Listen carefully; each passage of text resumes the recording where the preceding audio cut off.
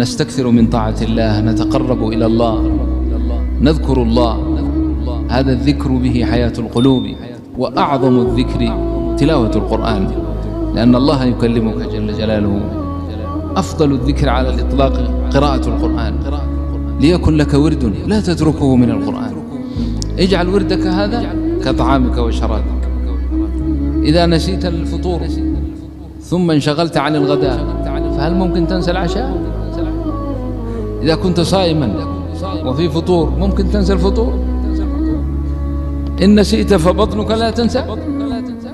فكذلك اجعل قلبك إن نسيت قلبك لا ينسى، ولن يهدأ له بال حتى تستكمل وردك من القرآن.